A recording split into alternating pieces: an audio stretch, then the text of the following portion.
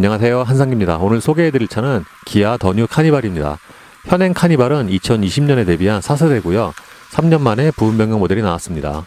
부분 변경된 카니발은 안팎의 디자인 개선과 편의 장비가 좋아졌는데 무엇보다도 하이브리드가 추가가 된 게 특징이죠. 요즘에는 하이브리드에 대한 관심 또는 인기가 높아지고 있는 상황인데 산타페, 소렌토도 하이브리드가 인기가 굉장히 높잖아요. 그렇다 보니까 카니발 하이브리드에 대한 관심이 상당히 높은 것 같습니다. 엔진 라인업은 3.5 가솔린과 2.2 디젤 하이브리드 3가지고요. 승차 정원은 7인승과 9인승이 있고요. 4인승 하이리무진 버전도 출시가 됩니다. 지금 보시는 시승차는 하이브리드 9인승 시그니처 트림이고요. 풀옵션 사양입니다. 가격은 5,500만 원이고요. 카니발은 시간이 갈수록 점점 외장 디자인에서 미니밴 같은 요소가 좀 빠지고 있는 것 같아요. 다른 말로 하면은 약간 승용차 또는 SUV스러운 그런 디자인 요소가 많이 가미가 되고 있습니다.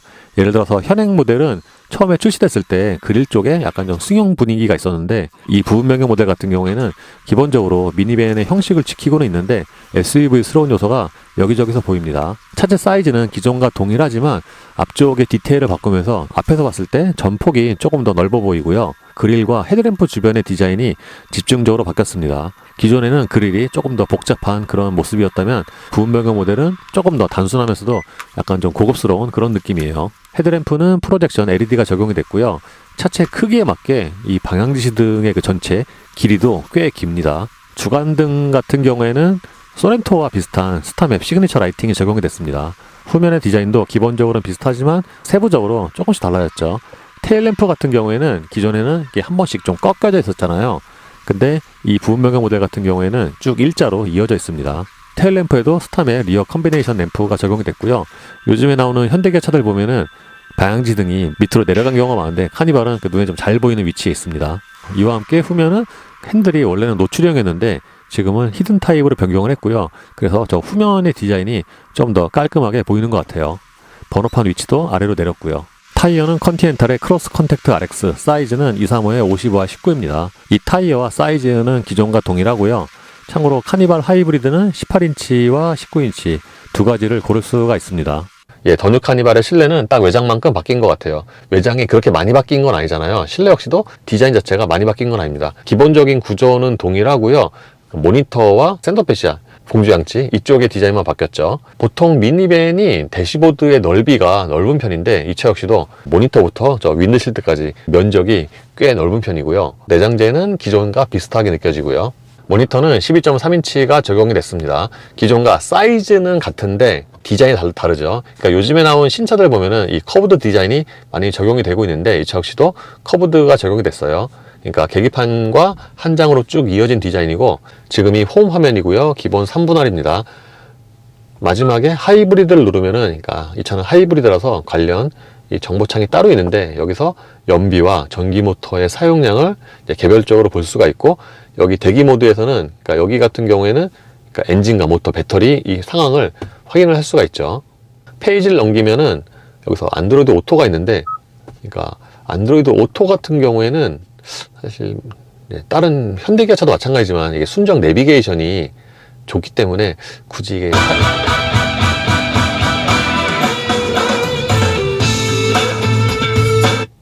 참고로 이 차는 오디오 옵션이 들어간 사양인데 K5나 투싼보다는 좋은 것 같습니다.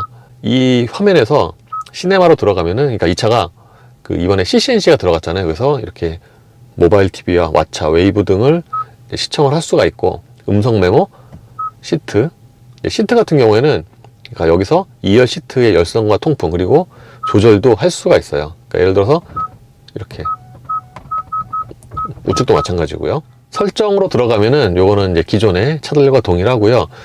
이제 차량에서는 그러니까 운전자 보조 ADS를 설정을 할 수가 있고 그리고 그러니까 라이트는 무드 조명인데 이것도 기존에 비하면은 업데이트가 됐습니다. 기존의 카니발은 무드 조명이 딱 저 도어 트림 하나만 있었잖아요. 심지어 단색. 근데 이번에는 무드 조명이 조금 더 많이 들어갔어요. 그러니까 지금 보시는 것처럼 대시보드에 이렇게 한 줄로 쭉 들어가고요. 기어 다이얼에도 들어가고요. 그래서 기존에 비하면은 무드 조명이 화려한 건 아닌데 좀 늘어나긴 했습니다. 색상도 64가지고요. 지금은 어라운드 뷰 화면이고요. 이것도 화질이 조금 더 좋아진 것 같아요. 이렇게 지금 약간 어두운 상태에서도 이 정도니까 그러니까 밝을 때는 이거보다 좀 더 화질이 낮죠.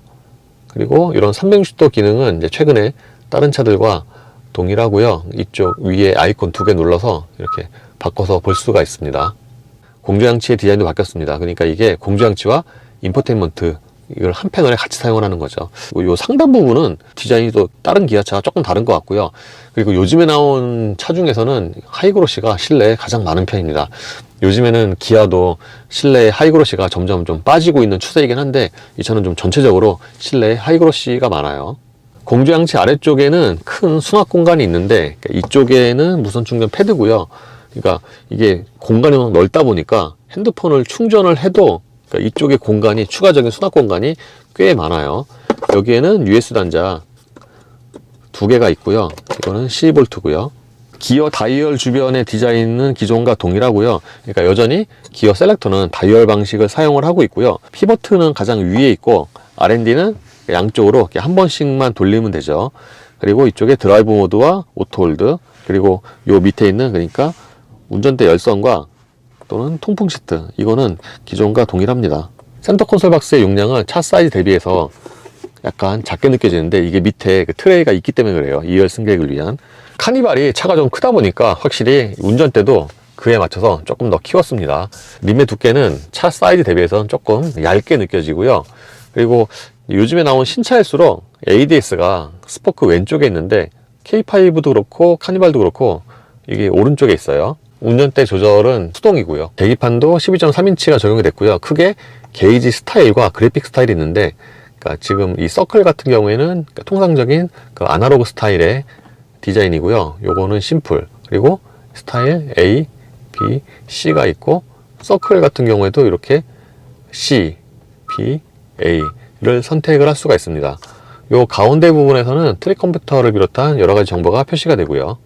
시트의 크기는 기존과 같은데 쿠션은 약간 좀 부드러워졌습니다. 근데 카니발이 좀 덩치가 크잖아요. 그에 비하면은 보통 이제 현대기아차들이 시트의 크기가 넉넉한 편인데 이 차는 차 사이즈 대비해서는 시트의 크기가 전반적으로 조금 작은 느낌이 있고 결정적으로 좌판의 길이가 또 조금 짧습니다. 앞부분을 연장하는 기능도 없고요. 그래서 확실히 이런 면에서 보면은 통상적인 SUV가 좀 차이가 나는 거죠.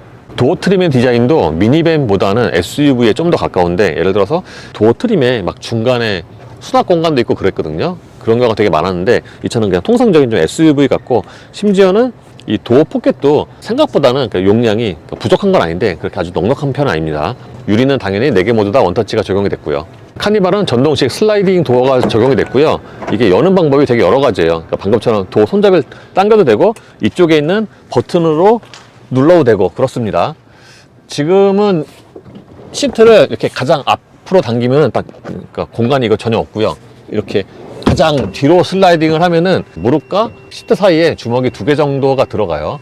그리고 보통은 SUV의 2열 독립 시트 같은 경우에는 그러니까 뭐 예를 들어서 팰리세이드도 그렇고 이거보다 시트가 좀 큰데 그 차들보다는 조금 작은 느낌이 있고 그리고 시트의 쿠션은 1열과 대략 비슷합니다. 1열 시트 아래쪽의 공간은 좀 제한적이에요. 지금은 시트를 가장 맞췄는데 이때는 신발이 딱 요 정도만 들어가고요. 대신에 이 바닥이 전체가 다 평평하죠. 그렇다 보니까 그 전체적으로 그러니까 시트는 약간 좀 작을 수 있지만 그 공간감 자체가 되게 좋습니다. 2열 승객을 위한 컵홀더는 여기에 있고요. 그리고 여기에 220과 10V가 있고 이 아래쪽에는 이렇게 추가적으로 서랍형 수납 공간 있죠. 그러니까 이런 거 같은 경우에는 뭔가 여러 가지 물건을 담기 좋은 용도 같아요. 이번에 음성 인식도 좀 좋아졌는데 예를 들어서 버튼을 안 누르고도 헤이 기아 라고 하면은 이렇게 음성 인식 기능이 실행이 되죠. 2열 승객을 위한 공조장치 패널은 이 오른쪽에 있고요. 그러니까 여기서 바람 세기와 이 방향을 조절할 수가 있습니다. 온도도 그렇고. 이 차는 풀옵션이어서 2열에도 이렇게 통풍 시트가 마련이 되어 있고요. 그러니까 열린 버튼 같은 경우에는 아까 말씀드린 것처럼 손잡이를 당겨도 되고요. 여기 있는 버튼을 눌러도 이렇게 전동으로 도어가 열립니다. 참고로 이번에 안전벨트 버클에도 이렇게 조명이 2개가 들어갔죠. 조그맣게. 참고로 2열 시트 조절은 슬라이딩은 수동인데 이렇게 등받이 각도 조절은 전동입니다. 그러니까 이게 누워지는 폭도 굉장히 크죠. 3열로 들어올 때는 이게 통로가 넓은 편이에요. 그래서 생각보다 드나들기가 편하고요. 그리고 3열의 공간 같은 경우에는 아무래도 2열보다는 제한적이죠. 가장 큰 차이가 헤드룸이에요. 헤드룸. 2열 같은 경우에는 헤드룸이 문제가 없는데 3열에 앉으면은 저 같은 성인의 경우에는 헤드룸이 주먹이 한 반 개 정도가 들어가는데, 그래서 뭐 아주 되게 그렇게 타이트한 건 아니거든요. 근데 뭔가 이게 송풍구가 눈이랑 가까워서 그런지 뭔가 좀 더 좁게 느껴지죠. 그리고 레그룸 같은 경우에는 지금 시트를 가장 앞쪽으로 슬라이딩 시킨 상태고, 이쪽은 가장 뒤로 슬라이딩 시킨 상태인데, 이 상태에서는 그러니까 당연히 공간의 여유가 있고요. 그러니까 이쪽 같은 경우에는 제가 앉으면은 이제 레그룸에 제약이 있죠. 그리고 3열 승객을 위해서는 여기에 컵홀더가 2개가 있고요. USB도 하나가 있고요. 그러니까 양쪽에 똑같습니다. 2열과 3열은 독립 시트고요. 이렇게 팔걸이도 마련이 되어 있죠. 이렇게 각도 조절이 가능하고요. 그리고 3열 시트 같은 경우에는 이쪽에 레버를 들어서 이렇게 슬라이딩을 할 수가 있어요. 그러니까 이게 3열 시트 슬라이딩 폭도 큰 편이고, 등받이 각도 조절 같은 경우에는 이 정도까지 됩니다. 그러니까 3열 시트 치고는 등받이 각도 그 조절 폭이 꽤 큰 편이죠. 9인승이라서 이 차는 이렇게 마지막에 시트가 하나 더 있어요. 이게 기존도 그랬지만 좀 줄 하나로 당기기가 조금 무거운 편이죠. 이렇게 보시는 것처럼 이렇게 하면은 이제 4열 같은 경우에는 성인이 앉기는 거의 힘들지 않나. 예를 들어서 막상 이렇게 앉아보면은 공간이 보는 것보다는 와 진짜 되게 좁다 이건 아닌데, 뭔가 좀 너무 타이트합니다. 이게 등받이 각도가 지금 너무 서 있죠. 그래서 4열 같은 경우에는 진짜 할 수 없을 때만 사용하는 뭐 그런 용도가 아닌가 싶어요. 이렇게 3열 시트만 사용했을 때는 이 뒤에 트렁크 공간이 괜찮은 편이고요. 반면에 이렇게 4열 시트까지 모두 사용을 하면은 이제 트렁크 공간은 이제 거의 없다고 봐야죠. 그리고 3열 시트 같은 경우에는 이렇게 이거를 당겨서, 그러니까 이 트렁크 쪽에서도 이렇게 슬라이딩 하거나 할 수 있죠. 네, 주행 전에 잠시 헤이딜러 광고를 하겠습니다. 신차를 구매하시게 되면은 갖고 있던 차를 팔아야 되잖아요. 그럴 때 지금은 이제 여러 가지 방법이 있는데, 그 중에 가장 효율적인 방법으로 헤이딜러가 있습니다. 저 같은 경우에는 재작년이랑 작년에 이미 산타페 CM이랑 GV70을 헤이딜러로 판매를 했잖아요. 그래서 만족도가 꽤 높았는데, 그러니까 저 같은 경우에는 컨텐츠의 목적으로도 차를 구입을 하기 때문에 다시 또 차를 팔아야 되잖아요. 그것도 이제 일이고 또 중요한 일인데, 그래서 여러 루트로 알아보니까 헤이딜러가 용이성이라든가 또는 이제 견적을 냈을 때 그런 면에서 가장 유리했거든요. 그래서 지금도 헤이딜러를 이용을 하고 있죠. 이 헤이딜러 앱 같은 경우에는 이제 사용하는 방법이 굉장히 간단한데, 일단 앱을 깔고요. 동의하고 시작. 이렇게 번호판만 입력을 하면은 이 차의 주요 정보 있잖아요. 그러니까 뭐 연식 또는 뭐 사고 이력, 뭐 제조 공장 등등까지 여러 가지 정보가 표시가 되고, 이제 가장 중요한 내 차 예상 시세. 지금 제 차가 3,700에서 3,870만 원 정도 되는군요. 생각보다 잘 나왔네요. 그래서 헤이딜러 같은 경우에는 크게 2가지 방법이 있는데, 차를 판매하는 방법이, 그러니까 기존에 헤이딜러가 있고요. 또 헤이딜러 제로가 있죠. 그러니까 GV70 같은 경우는 제가 헤이딜러 제로로 팔았는데, 헤이딜러 제로의 경우에는, 그러니까 기존의 헤이딜러는 이제 경매로 하잖아요. 근데 제로는 그 평가사가 와서 직접 차를 평가를 하고 경매도 대신 올려주고, 그렇게 해서 이제 낙찰 받으면은 이제 그 최고가에서 1원도 깎이지가 않기 때문에 이제 그런 면에서는 좀 더 유리할 수가 있죠. 그래서 제가 지금까지 차를 2대를 헤이딜러로 판매를 했는데, 아마 제가 지금 타고 있는 아이오닉 6도 헤이딜러로 판매를 할 것 같습니다. 그래서 이제 갖고 있던 차를 파실 분들에게는 헤이딜러를 추천합니다. 예, 하이브리드의 시동 방법은 기존의 내연기관과 동일합니다.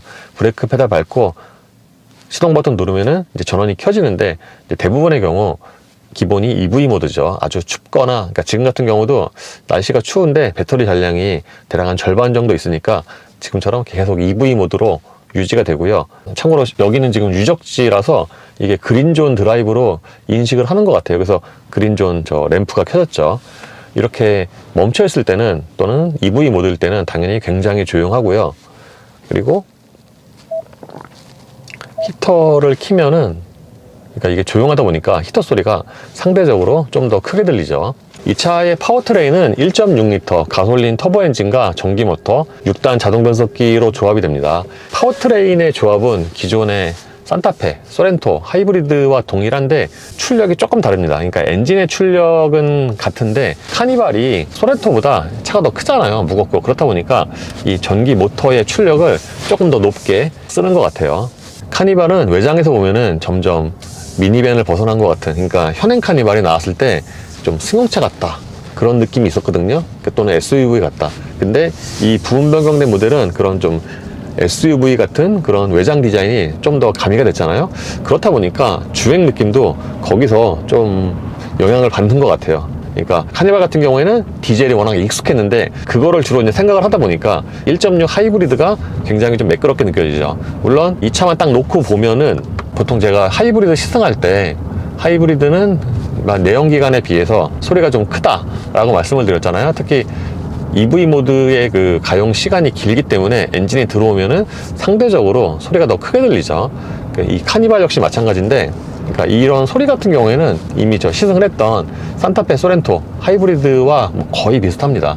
사실 카니발이 산타페 소렌토와 비슷하기만 해도 어떻게 보면 칭찬인데, 그런 면에서 보면은 기존의 부분 변경 전에 비하면은 이런 면에서 사실 이번에 카니발에 하이브리드가 처음 나왔기 때문에 정확히 이제 기존의 뭐 디젤과 비교하긴 그런데 그런 면에서는 이렇게 좋아졌고, 그리고 이렇게 저속에서 가속을 하잖아요. 그러면은 엔진 소리가 상대적으로 더 크게 들리긴 하는데 또 생각만큼 아직도 그렇게 큰 건 아니에요. 엔진 소리가 가장 크게 들릴 때는 엔진 시동이 됐을 때, 엔진 처음에 들어왔을 때, 그때가 좀 가장 크게 들립니다. 그리고 지금처럼 이제 중간에 또 엔진이 들어오잖아요. 그러니까 수시로 들어왔다 나왔다 하는데 그럴 때 이 가속 페달 쪽으로 약간 좀 떨림이 있어요. 소렌토 같은 경우에는 부분 변경 전에 이제 엔진 시동이 되잖아요. 됐을 때 그 떨림이 좀 있었는데 부분 변경 돼서는 그게 좀 줄어들었고, 카니발도 그와 좀 대략 비슷한 것 같습니다. 운전 중의 시야는 기존의 카니발과 동일하고요. 그러니까 카니발이 차가 커서 좁은 곳 지나갈 때, 이럴 때는 이제 당연히 조금 조심스럽긴 한데, 일반적인 이런 포지션, 운전 자세 이런 거는 뭐 SUV와 거의 비슷해요. 특히 이게 점점 SUV스러워지고 있기 때문에 그런 운전 자세도 좀 그렇게 변하는 것 같습니다. 예를 들어 양쪽의 시야뿐만 아니라 후방 시야 있잖아요. 후방 시야도 생각보다 잘 들어오고, 그러니까 특히 이 차가 뒷유리가 면적이 넓어서 그러니까 좀 멀리 보이긴 해도 후방 시야가 생각보다는 괜찮은 편이에요. 카니발이 꽤 큰 차잖아요. 근데 생각보다 이 회전 반경은 그렇게 크지가 않아요. 예를 들어 제가 이제 체크하는 거에서 이렇게 유턴을 해보면은 보통 이거보다 약간 좀 짧은 차도 여기에 꽉 차게 들어가는데 이 차 거의 비슷하게 여길 돌아나갑니다. 그래서 생각보다 그러니까 전장이나 휠베이스 대비해서는 그렇게 회전 반경이 크지가 않아요. 회생제동 레벨 그 로직 같은 경우에는 산타페 소렌토와 비슷한데 이 차도 회생제동 레벨 조절하는 게 있어요. 요즘에 하이브리드 보면은 이제 거의 있죠. 예를 들어서 회생제동 레벨이 1, 2, 3가 있고요. 또는 가장 0 타력주행 모드도 있고, 그리고 오토 모드도 있고요. 그래서 오토 모드로 할 경우에는 그러니까 이게 전기차와 비슷한데 그만큼 회생제동이 강하진 않아도 그러니까 앞차와의 거리 뭐 이런 거에 따라서 회생제동 레벨을 조절합니다. 지금 같은 경우에는 앞에 차가 하나도 없잖아요. 그러면은 이제 0이 되는 거고요. 회생제동 레벨을 이제 가장 강하게 3로 하면은 그러니까 당연히 원페달은 안 되고요. 그러니까 제 차 아이오닉 6 기준으로 말씀드리면 한 레벨 한 2 정도에 해당되는, 레벨 3도 아니고 한 2 정도에 해당되는 그런 회전제동이 나옵니다. 그래서 그냥 일반적인 승용차처럼 또는 내연기관처럼 승차감 등등을 생각을 하면은 이렇게 회전제동 0으로 하시는 게 가장 적당하다고 생각이 됩니다. 하체는 기본적으로 조금 단단합니다. 현행 카니발이 하체가 조금 단단한 편인데, 디젤도 그렇고 또는 가솔린도 그렇고 좀 단단한데 이 차도 조금 기본적으로는 단단해요. 근데 기존에 시승했던 디젤이나 가솔린보다는 하체가 조금 더 부드럽게 느껴집니다. 그래서 디젤은 말할 것도 없고 V6 가솔린 있잖아요. 그거보다도 저는 승차감이 약간 더 낫지 않나 생각이 되기도 합니다. 예를 들어서 현행 카니발이 나왔을 때 안팎 디자인이 되게 예쁘게 변했잖아요. 그거에 비해서 그 디젤의 경우 승차감은 역시 미니밴의 그 아직까지 그 범주에 있다 라고 제가 말씀을 드렸는데, 하이브리드 같은 경우에는 뭐 이렇게 진짜 되게 SUV스럽지는 않지만 디젤보다는 그 하체의 움직임이 좀 더 매끄럽다고 해야 되나? 그렇습니다. 주행 중 소음 같은 경우에는 이 정도면은 꽤 미니밴으로서 무난하지 않나. 그러니까 카니발은 디젤에 하도 익숙해서 디젤과 좀 비교를 많이 하게 되는데, 뭐 디젤과는 이제 말할 것도 없고요.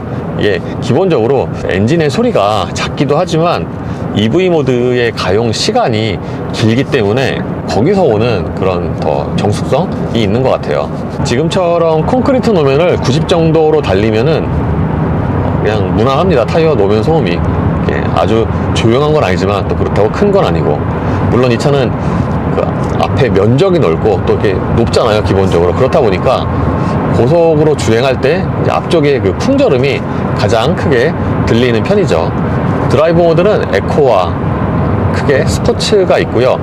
에코가 기본인데 전기 모터의 특성상 0에서부터 최대 토크가 나오잖아요. 그렇다 보니까 물론 이제 산타페 소렌토만큼 그렇게 가뿐한 건 아닙니다.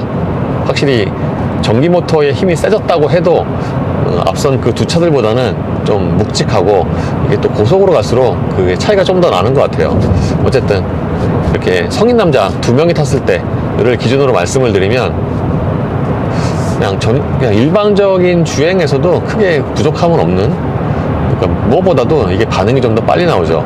제가 KA 시승기 때 말씀드린 것처럼 현대기아차의 그 하이브리드 중에서 1.6 터보 엔진이, 그게 이제 말은 있었지만 뭐 성능이라든가 연비 등등을 생각을 해보면은 가장 괜찮은 선택이 아닌가. 에코 같은 경우에는 이렇게 초반에 보통 내연기관은 반응이 느리잖아요. 에코가 더디게 세팅이 되어 있는데, 이 차는 에코 모드에서도 그렇게 반응이 더디지는 않고요. 그리고 드라이브 모드를 스포츠로 바꾸면은 이제 반응이 한층 더 빨라지죠. 물론 회전수를 조금 더 높게 쓰는 만큼 한 4000rpm이 되면은 이제 운전대로 전달되는 진동이, 그러니까 보통 이 정도 회전수는 보통 잘 안 쓰는데 진동이 전달이 되고요. 그 소리도 약간 좀 베이스 톤으로 퍼지죠. 근데 이게 같은 엔진인데 소렌토 하이브리드랑 또 엔진 소리가 약간 좀 더 다른 것 같아요. 참고로 제가 현대기아차 하이브리드 탈 때 장점이 EV 모드의 가용 시간이 길다고 여러 번 말씀을 드렸는데, 그러니까 예를 들어서 뭐 KA 하이브리드 같은 경우는 한 1분도 가고요. 90 정속 주행할 때. 그러니까 속도도 좀 높죠. 그리고 산타페나 소렌토는 이제 그 정도까지는 아니지만 그래도 꽤 가고, 카니발 같은 경우에도 그러니까 승용차만큼은 아니지만 거의 소렌토와 대략 비슷한 정도로 이게 오래 가는 것 같아요. 한 배터리 잔량이 차 있으면은 한 90에서 한 30초 이상이 가는 것 같아요, EV 모드가.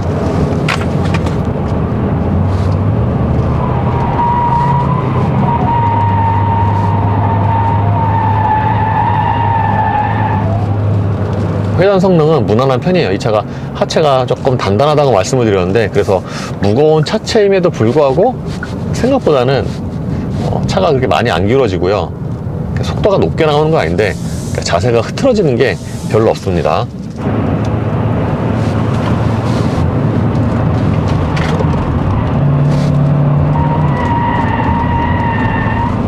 오르막 코너에서의 자세도 괜찮은데, 이게 뭔가 그 기존의 디젤보다 좀 더 나아지지 않았나 생각이 되기도 하고요.